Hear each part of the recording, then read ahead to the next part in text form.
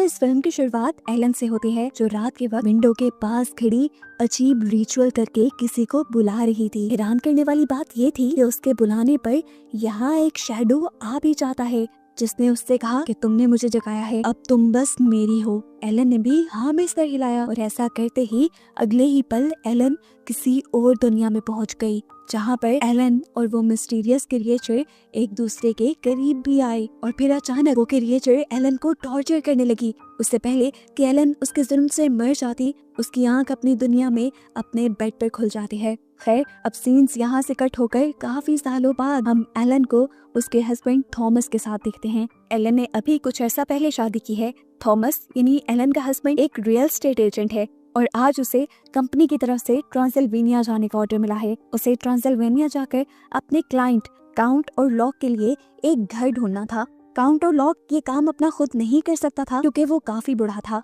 Elon नहीं चाहती थी कि थॉमस उसे छोड़कर जाए, पर मजबूरी थी। वो जाने से पहले एलन को अपने दोस्त फ्रेडरिक की फैमिली के पास छोड़कर जाता है। जाने से पहले एलन ने उसे बताया था कि उसे आजकल डरावने नाइटमेयर्स आते हैं और उसे लगता है कि अगर थॉमस उससे दूर गया तो उसके साथ कुछ बहुत बुरा हो जाएगा। लेकिन थॉमस ने यहाँ उसे समझाया कि ये सब उसके दिमाग का वहम है। एलन ने थॉमस को अपने बालों वाला एक लॉकेट भी दिया, जो उसे हमेशा जल्दी वापस आने की याद दिलाएगा। सीन कट होकर अब हमें एक मिस्टीरियस आदमी को दिखाया जाता है, जो अपने गेट एक पेंटाग्राम बनाकर बहुत सारी लाइट्स जलाकर कुछ रिचुअल कर रहा है। ये कौन है और ऐसा क्यों कर रहा है, ये आगे जाकर पता चलेगा। खैर, अब दिखाया जाता है कि थॉमस ट्रांसिल्वेनिया के करीब पहुंच गया था।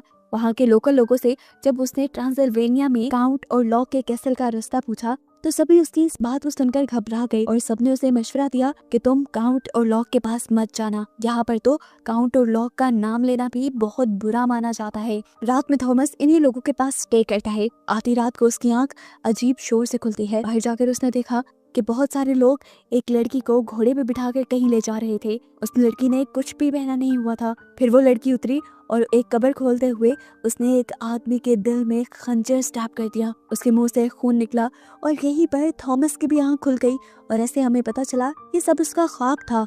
अब उसकी आंख खुली चुकी थी तो उसने अपना सफर दोबारा कंटिन्यू करना शुरू कर दिया। लेकिन बाहर जाकर वो क्या देखता है, या पूरा गांव खाली है। ये बात अजीब थी कि रातों रात गांव के सभी लोग कहाँ जा सकते हैं। रास्ते में अब उसका टकराव एक टांगा गाड़ी से हो जाता है। शुक्र था कि वो इस एक्सीडेंट से बच गया, लेकिन उसने देखा कि दूर दूर तक और कोई भी नहीं था। शायद ये टांगा उसे ही लेने आया था। वो चुपचाप इस टांगा के अंदर बैठ गया, लेकिन इस टांगा में बैठते ही उसकी तबीयत बिगड़ने लगी। लेकिन फिर भी उसकी यही कोशिश थी कि वो किसी तरह अपने क्लाइंट से मिल ले। फाइनली अब वो काउंट और लॉक के कैसल में पहुंच भी गया था। यहाँ पे हर जगह बहुत अंधेरा था। उसे डर लगने लगा था।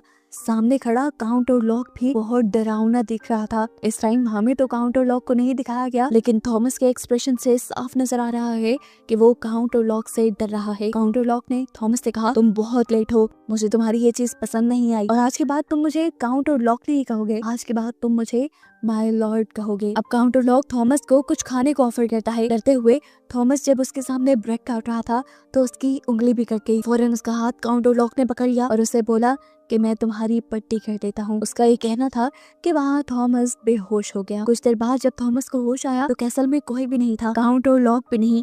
वो और भी ज्यादा घबरा गया। तब काउंट और लॉक उसके पास एक कॉन्ट्रैक्ट लेकर आया। ये किस लैंग्वेज में लिखा हुआ था थॉमस को समझ नहीं आई। काउंट और लॉक ने उसे बताया कि ये हमारी ट्रेडिशनल लैंग्वेज है और इस कॉन्ट्रैक्ट में बस ये लिखा है कि मैं तुम्हारी कंपनी के जरिए एक घर खरीद रहा हूँ, तुम इस पर साइन कर दो बस। थॉमस को अच्छी वाइब नहीं आई थी, लेकिन उसकी जॉब की रिक्वायरमेंट थी तो उसने साइन कर दिया। इस कॉन्ट्रैक्ट पे थॉमस को सिर्फ अपना नाम और नोस्फेरातो का नाम समझ आया था। नोस्फेरातो काउंट और लॉक का ही दूसरा नाम था और कॉन्ट्रैक्ट पर नोस्फेरातो क्यों लिखा हुआ था ये हमें आगे पता चलेगा। कॉन्ट्रैक्ट को साइन करने के बाद नोस्फेरातो ने इन्हीं काउंट और लॉक ने थॉमस से थॉमस का लॉकेट मांगा, जिसके अंदर एलन के बाल थे। थॉमस को लगा शायद वो देख कर दे देगा, लेकिन काउंट और लॉक ने उसे लॉकेट वापस नहीं किया। कुछ देर गुजर गई, थॉमस ने अब उसे लॉकेट वापस मांगा और यहाँ से जाने की इजाजत मांगी। तभी अचानक उसकी आंख खुल गई और उसे समझ ही नहीं आया कि उसके साथ हो क्या रहा है। ये सब जो हुआ था क्या उसका ख्वाब था या सच था, उसे कुछ पता नहीं चल रहा। इस टाइम उसकी बॉडी के ऊपर किसी के दांत काटने का निशान भी था, जिसे देखकर वो और भी ज्यादा परेशान हो गया। यहाँ जबकि नोस्फेरातु को दिखाया जाता है जो उस लॉकेट को लेकर अजीबोगरीब लैंग्वेज में कुछ बोल रहा था और उसके अंदर वो बार बार एलन का नाम ले रहा था, जिससे समुद्रों पार एलन भी पोजेस हो रही थी। अपना ये काम करने के बाद अब काउंट ओरलॉक आता है थॉमस के पास और उसे बेहोश करके उसे दांत काट के उसका खून पीने लग जाता है। और यहाँ रिवील हो जाता है कि काउंट ओरलॉक असल में एक ड्रैकुला है, एक वैम्पायर है। दूसरी तरफ एलन, जिसको नोस्फेरातु यानी ड्रैकुला ने अपनी पावर्स से पोजेस कर लिया था, उसकी हालत को देखते हुए थॉमस के दोस्त की फैमिली बहुत परेशान हो गई। उन्होंने डॉक्टर को बुलाया तो डॉक्टर ने भी सारे इलाज किए और उन्हें लगा कि शायद एलन को कोई मेंटल इलनेस है। पोजेस हालत के बाद जैसे ही एलन होश में आई तो वो इस बात से परेशान होने लगी कि न जाने थॉमस कैसा होगा, क्योंकि थॉमस को गए काफी टाइम हो गया था और थॉमस ने अभी तक उसे कोई लेटर भी नहीं लिखा था। दूसरी तरफ थॉमस अपनी जान बचाने की कोशिश में था। जब नोस्फेरातु उसकी नजरों से इधर उधर होता है तो वो उसके कैसल से भागने की कोशिश करता दिखाया जाता है। अब वो डॉक्टर जो एलन का इलाज करने आया था, उसे डॉक्टर को किसी और पेशेंट का भी इलाज करते दिखाया जाता है और ये पेशेंट वही है जिसे हमने मूवी के स्टार्ट में अपने गिर्द अजीब तरीके से दायरा बनाए रिचुअल्स करते हुए देखा था। उसने पूरे कमरे में अजीबोगरीब ड्राइंग्स बनाई हुई थी। यहाँ वो भी पोजेस हालत में डॉक्टर फ्रेडरिक को बताता है कि मेरा लॉर्ड काउंट ओरलॉक है। ये कहते ही वो डॉक्टर फ्रेडरिक के ऊपर हमला कर देता है, जैसे वो उसका खून लेना चाह रहा हो। साफ मतलब था कि वो ड्रैकुला यानी काउंट ओरलॉक का एक गुलाम था जो उसके लिए इंसानों का खून जमा करता था। इस टाइम वो ज्यादा खून शायद इसलिए इकट्ठा कर रहा था क्योंकि वो जानता था कि काउंट ओरलॉक अब यहाँ जल्द ही आने वाला है। सीन कट होकर हमें थॉमस को दिखाया जाता है,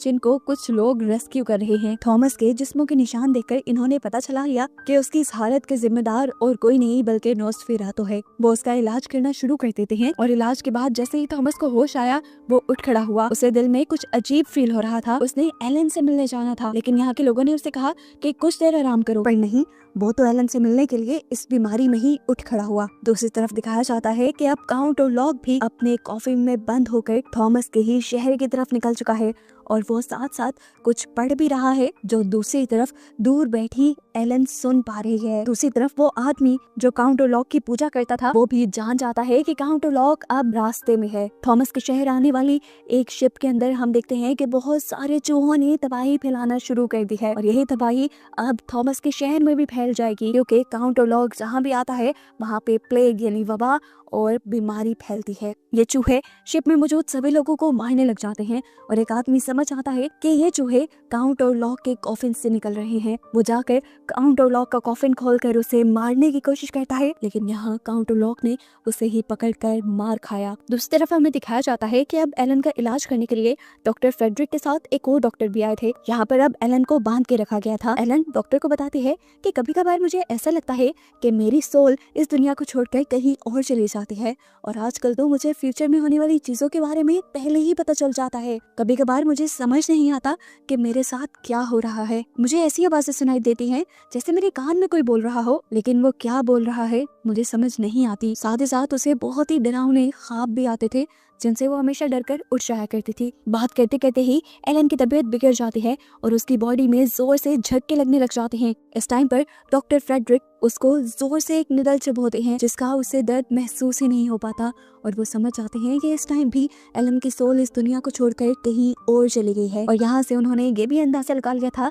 कि एलन को कोई मेंटल इलनेस नहीं है, बल्कि उसको किसी और पावर ने पोजेस किया हुआ है। डॉक्टर ने जब ये बात दूसरे डॉक्टर को और थॉमस के दोस्त को बताई तो वो लोग उसकी बात मानने को तैयार ही नहीं थे। ये लोग यहाँ से चले जाते हैं और आधी रात में अचानक से एलन को होश आ जाता है। होश में आते ही वो भागकर दरवाजे की तरफ जाती है और दरवाजा खोल देती है, जहाँ वो देखती है कि एलन बेहोश पड़ा है। सीन इसी पॉइंट पे दिखाया जाता है कि काउंट ओरलॉक की शिप भी खराब हालत में इस शहर के पोर्ट पर पहुंच चुकी थी, जहाँ आते ही वहाँ के सारे चूहे निकलकर इस शहर में फैलना शुरू कर देते हैं। और यहाँ पर वो आदमी जो काउंट ओरलॉक की पूजा करता था वो भी जल्दी से अपने सेल से निकलकर काउंट ओरलॉक से मिलने के के लिए चला जाता है। दूसरी तरफ अब थॉमस का दोस्त और डॉक्टर फ्रेडरिक थॉमस के इलाज में लग चुके थे। दिन ब दिन अब शहर की हालत बिगड़ती जा रही थी।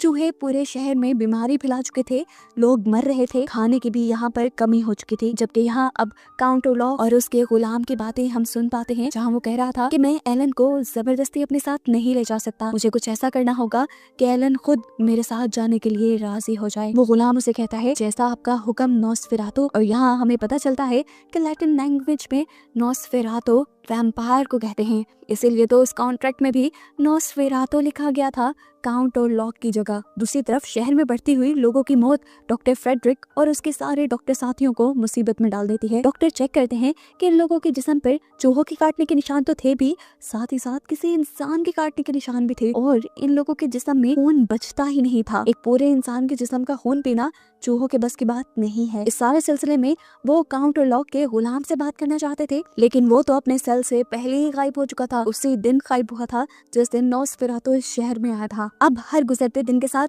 थॉमस को भी डरावने ख्वाब आने लगे थे, और वो ख्वाब में ही एलन को अपने से दूर जाने को कह देता है। इसी रात एलन भी पोजेस हुई अपने बिस्तर से उठकर विंडो के पास चली जाती है और उससे कोई शैडो मिलने के लिए आता है। ये शैडो किसी और का नहीं बल्कि नॉसफेरातो का ही था, जिसने एलन को बताया कि थॉमस ने एलन को नॉसफेरातो को बेच दिया है और उसने कॉन्ट्रैक्ट पे साइन भी किया था। एलन ये बात मानने को तैयार नहीं थी, और सच में थॉमस ने उसे किसी को बेचा भी नहीं था। नॉसफेरातो ने धोखे से जिस कॉन्ट्रैक्ट पे साइन करवाया था वो असल में एलन को उसके हवाले करने का ही कॉन्ट्रैक्ट था। वो अब एलन से कहता है कि तुम्हारे पास सिर्फ 3 दिन है और एक ही चॉइस है, या तुम मेरे पास आ जाओ या फिर तुम अपने अपनों को यानी थॉमस और अपनी फैमिली को खो दो। जहाँ पर नॉसफेरातो एक बहुत अजीब बात भी कहता है एलन से। वो कहता है तुम भी जानती हो कि तुम एक पूरी इंसान नहीं हो और इंसानों के साथ तुम जिंदगी गुजार नहीं सकती, इसीलिए शराफत से तुम मेरे पास आ जाओ, तुम्हारी भी जिंदगी आसान हो जाएगी। जवाब में एलन उसे कहती है कि अब मैं थॉमस से ही प्यार करती हूँ और थॉमस के अलावा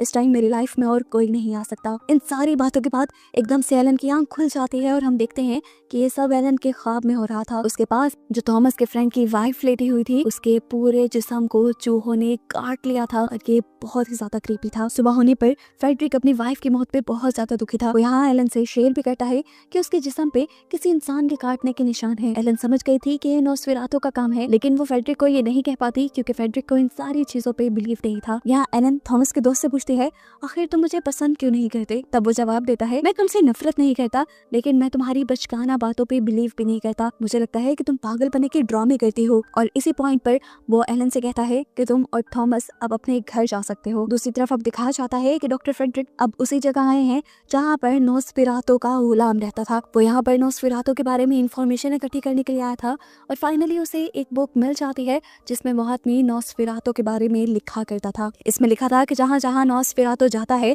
वहाँ चूहे और वबा फैल जाती है और लोग मारे जाते हैं, तबाही फैल जाती है और शहर तबाह हो जाते हैं। और ये सब तब तक चलता रहता है जब तक नॉसफेरातो को अपने डिमांड वाले इंसान न मिल जाए। उसे याद आती है अब एलन की बीमारी, यानी वो समझ गया था कि नॉसफेरातो एलन के पीछे आया है और अब एलन के साथ साथ थॉमस की भी जान खतरे में है। वो ये बात बताने के लिए फौरन एलन और थॉमस के पास जाता है। अब यहाँ थॉमस, जिसकी तबीयत थोड़ी बेहतर हो गई थी, वो इस शहर की खराब हालत को देखकर इस शहर को छोड़ जाने का फैसला करता है। और इस पॉइंट पर एलन थॉमस को अपनी जिंदगी का सबसे बड़ा सच बताने का फैसला करती है। वो बताती है कि नॉसफेरातो इस शहर में आ चुका है और वो सिर्फ मेरे पीछे आया है। उसने बताया कि मेरे पास कुछ साइकिक पावर्स थी जिसकी वजह से मैं इंसानों के अलावा दूसरी एंटिटीज से कनेक्ट कर पाती थी, उनसे बात कर सकती थी, और इसी पावर का इस्तेमाल करते हुए मैंने नॉसफेरातो को बुलाया। ये वही सीन है जो मूवी के स्टार्ट में हम देख चुके हैं। वो बताती है कि शादी से पहले मैंने नॉसफेरातो से एक कॉन्ट्रैक्ट किया था जिसमें मैंने अपने आप को उसे सौंप दिया था, लेकिन फिर मुझे तुम मिले, मुझे तुमसे प्यार हो गया और मैंने तुमसे शादी कर ली, और इस सब में मैं अपना वादा नॉसफेरातो से भूल गई और नॉसफेरातो अब मेरे से अपना वादा पूरा करवाने ही आया है। ये सब बताते ही एलन की तबीयत बिगड़ जाती है, उसकी बॉडी में झटके लगने लग जाते हैं, आंखें उसकी ऊपर की तरफ मुड़ जाती हैं। समझ लें कि वो पूरी तरह पोजेस हो गई थी और उसकी ऐसी हालत को देखने के बावजूद भी थॉमस उसकी केयर करना बंद नहीं करता, यानी उसे एलन के पास से कोई मतलब नहीं था। वो आज भी जी रहा था और उसे आज एलन से प्यार था। वो एलन को जोर से गले लगा लेता है और उससे वादा करता है कि वो एलन को कभी नहीं छोड़ेगा। और यहाँ ये दोनों काफी देर तक एक साथ रहते हैं। दूसरी तरफ डॉक्टर फ्रेडरिक, जो नॉस्फेरातु को खत्म करने की रिसर्च कर रहे थे, उन्हें पता चलता है कि नॉस्फेरातु को खत्म करने का कोई और रास्ता है ही नहीं सिवाय एलन के। यानी एलन के अलावा नॉस्फेरातु को कोई भी नहीं मार सकता। अगले दिन खबर मिलती है कि थॉमस के दोस्त की वाइफ के साथ उसके बच्चे भी अब मारे गए थे, वो भी उसी वबा से। उनके फ्यूनरल पर थॉमस और एलन दोनों आए, जहाँ पर डॉक्टर फ्रेडरिक ने थॉमस से बोला कि अब वक्त आ गया है नॉस्फेरातु को खत्म करने का। वो प्लान करते हैं कि वो दिन के बाद नॉस्फेरातु का कॉफिन खोलकर उसके दिल में स्टैब करके उसे खत्म कर देंगे, जिसके बाद अब वो एलन से भी मिलते हैं। वो जानते हैं कि नॉस्फेरातु को मारने में एलन का बहुत बड़ा किरदार है। उन्होंने यहाँ एलन से कहा कि तुम्हें अपना अधूरा काम पूरा करना है और मैं इस दौरान थॉमस को अपने साथ इन्वॉल्व करके रखूंगा। यानी डॉक्टर फ्रेडरिक का प्लान वो नहीं था जो वो थॉमस के साथ डिस्कस कर रहे थे। यहाँ पे सीन कुछ और ही चल रहा था। अगले दिन दिखाया जाता है कि थॉमस, डॉक्टर फ्रेडरिक और दूसरे डॉक्टर नॉस्फेरातु के कॉफिन को ढूंढने के लिए निकल पड़े हैं, जहाँ उन्हें ये भी पता चलता है कि थॉमस के दोस्त ने सुसाइड कर ली थी दुख में। इस खबर ने थॉमस को बुरी तरह तोड़ दिया, लेकिन उन्हें यहाँ से मूव ऑन करना पड़ता है क्योंकि उन्हें मिशन पूरा करना था। जबकि घर पे दिखाया जाता है कि थॉमस के जाने के बाद एलन किसी दुल्हन की तरह सज जाती है। फाइनली थॉमस और उसके साथियों को भी नॉस्फेरातु का कॉफिन मिल जाता है। ये लोग उस कॉफिन के अंदर स्टैब करके अपनी तरफ से नॉस्फेरातु को मार देते हैं, लेकिन कॉफिन खोलकर पता चलता है कि उसके अंदर तो नॉस्फेरातु था ही नहीं, बल्कि यहाँ नॉस्फेरातु का गुलाम था। और हम जानते हैं कि नॉस्फेरातु इस टाइम किसके बुलाने पे और कहाँ गया है। वो असल में एलन के बुलाने पर एलन के पास गया था। नॉस्फेरातु के एलन के पास आते ही एलन नॉस्फेरातु से कहती है कि मैं अब अपना अधूरा वादा पूरा करना चाहती हूँ, मैं अब तुम्हारी हूँ। ये कहते ही नॉस्फेरातु उसे गले लगा लेता है और उसकी चेस्ट पे स्टैब करके उसका खून पीना शुरू कर देता है। नॉस्फेरातु एलन का खून पीते पीते खो जाता है और इसी टाइम पर सुबह हो जाती है। सुबह का सूरज निकल जाता है और नॉस्फेरातु को इस चीज का एहसास भी नहीं होता। एलन खिड़की के पास ही नॉस्फेरातु को लेकर खड़ी रहती है। सूरज की रोशनी जैसे ही नॉस्फेरातु पे पड़ती है, नॉस्फेरातु जलने लग जाता है और धीरे धीरे वो यहाँ पर मर भी जाता है। उसके मरते ही अब एलन आजाद हो गई थी। वो जैसे ही जाकर बेड पे लेटी तो खुद भी मर गई, क्योंकि उसके अंदर का सारा खून तो नॉस्फेरातु पी चुका था। जैसे ही थॉमस घर आता है तो उसे नॉस्फेरातु के साथ साथ एलन की भी लाश बेड पे मिलती है और ये देखकर थॉमस पूरी तरह टूट जाता है। दिखाया गया था कि जैसे ही नॉस्फेरातु मरा था, उसके मरते ही इस शहर से वबा का सारा सीन खत्म हो चुका था। चूहे भी इस शहर से जादुई तौर पे गायब हो गए थे। और बस यही दिखाते हुए ये मूवी यहाँ पर खत्म हो जाती है।